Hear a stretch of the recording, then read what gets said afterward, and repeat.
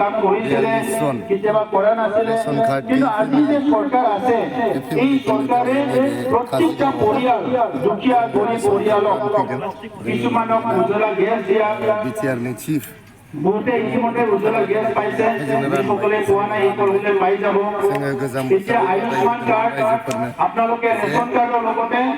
আজি আয়ুষ্মান কাৰ্ড পাব এই আয়ুষ্মান কাৰ্ডে নেকি আপোনালোকৰ 5 লাখ পৰ্যন্ত যেতিয়া হস্পিটালত গৈ আপোনালোকৰ বিলটো 5 লাখ হ'ব 5 লাখলৈকে আপোনালোকে ফ্ৰী পাব बिथांमोननो रेशन कार्ड এতিয়া আপোনালোকৰ বেমাৰৰ কাৰণে দুখীয়া মানুহবিলাক সৰু সুৰা বেমাৰ হ'লে বহুত কষ্ট হয় কেনেকৈ ট্ৰিটমেণ্ট কৰিম কেনেকৈ কি কৰিম কিন্তু এতিয়া আপোনালোকে হস্পিটালত গ'লে 5 লাখ পৰ্যন্ত যদি আপোনাৰ বিল হয় খৰচ হয় কিন্তু সেই কাৰ্ডৰ দ্বাৰা আপোনালোকে হস্পিটালৰ পৰা ফ্ৰী ওলাই আহিব পাৰিব ট্ৰিটমেণ্ট গতিকে ইমানখিনি ডাঙৰ কাম এটা আজি চৰকাৰে আপোনালোকক কৰি দিয়া হৈছে গতিকে চৰকাৰ কেন্দ্ৰৰ প্ৰধানমন্ত্ৰী নৰেন্দ্ৰ মোদী ডাঙৰীয়াৰ চৰকাৰ ৰাজ্যত মুখ্যমন্ত্ৰী ডক্টৰ হিমন্ত বিশ্ব শৰ্মা ডাঙৰীয়াৰ নেতৃত্বত বিজেপি ইউপিপিএল জিএছপিৰ চৰকাৰ এজিপিৰ চৰকাৰ আৰু কাউন্সিলত এতিয়া বিজেপি ইউপিপিএল আৰু জিএছপিৰ চৰকাৰ এই চৰকাৰখনে আপোনালোকৰ সকলো সমস্যাবিলাক সমাধান কৰাৰ কাৰণে এতিয়া আগবাঢ়ি আহিছে আগতে हा राननानै होनानै 1 लाख न'खरनो हा रादाय बेखौबो मावफुंदों लोगोसेयै फैगोन जोंहा जे बोसोरनै सरकार दंबावो बेयाव आरोबाव मिनिमाम 1 लाख न'खरनो हानि पाट्टा राननो थांबावगासिनो आरो जिहेतु जों दा मिशन 100% रेशनखौ मावफुंबाय रावबो रेशन कार्ड गैला दा बिटिआरआव सोरबाफोर जुदि मिथियैयाव माबा मोनसे गोरोन्थियाव साफा सानै न'खराव खालामबावदोंबा रेशन कार्ड मोनाखैबा सेकेन्ड फेजआव रेशन कार्ड होनायनि थाखाय जोङो थियारि जादों जोङो बिपिएफनि बुंनाय बायदि खामानि मावो ছাত্ৰ-ছাত্ৰীসকলক ইউনিফৰ্ম দিয়ে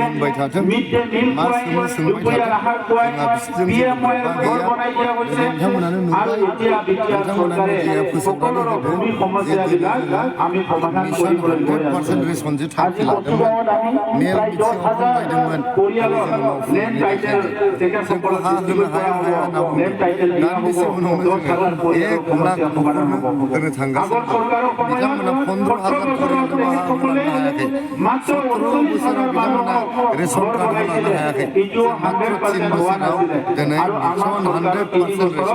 न'खरसेबो थालाङाबालासे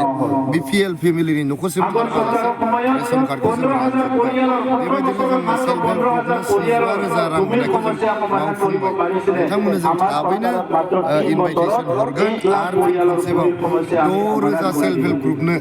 75,000नि 25,000खौ होनो थांगासिनो 31 जानुवारिनि सिगां होनो थांगासिनो आङो हानजानि गाहाय नेहाथारि जानानै नोंथांमोननो सिगांनो खिन्थागासिनो दं मा मावगोन आरो जेरैबायदि बुंदों बेबायदिनो मावफुंनायखौ नोंथांमोना नुबाय बेनिखायनो नोंथांमोना रायजो राजाखौ फोसावना होदो दिनै प्रमद बर' बिथाङा रायजोनि सरकार जादों गरिब दुखियानि सरकार जादों दिनै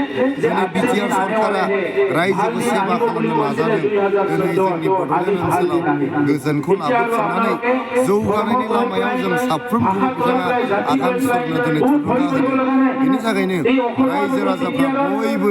बर' सारनि आखाइखौ मजबुत खालामनांगौ जोंनि आसामनि गिबि मन्त्रि डक्टर हिमन्त बिश्व शर्मानि बिथांनि आखाइखौ मजबुत खालामनांगौ आरो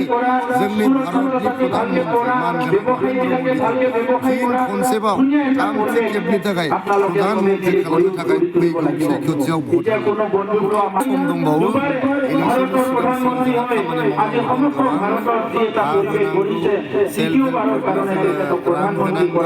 रेशन कार्ड होनांगौ जोंहा टेटनि 1216 जन प्राइमारि टेट क्वालिफाइड जानायफोरनो जों साख्रि होनांगौ सिएसडिखौ दानानै जोङो सिएसडिआ एकदम रेडि जानानै दं दानानै थाबैनो थार्ड ग्रेड आरो फर्थ ग्रेडनि साख्रि होनांगौ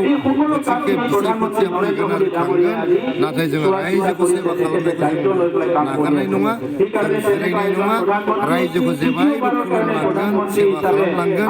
गरिब दुखियाफोरखौ जों गोजौआव दैखांलांगोन। मोनसे गोजोनथाव खौरां थुनलाइ मोजां मोनग्रा रायजो राजाफोरनि थाखाय मोनसे गोजोनथाव खौरां।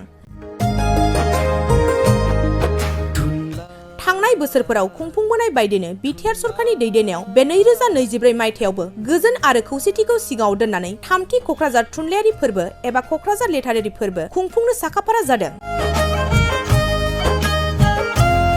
2024 मायथाइनि जानुवारि दाननि 27, 28 आरो 29 जानुवारिसिम सानथामनि मेहेरगोनां हाबाफारिजों गोजोननि नोगोर क'क्राझारनि बड'फा कालचारेल कमप्लेक्सआव थामथि क'क्राझार थुनलाइयारि फोरबोखौ खुंफुंनो साखाफारा जादों।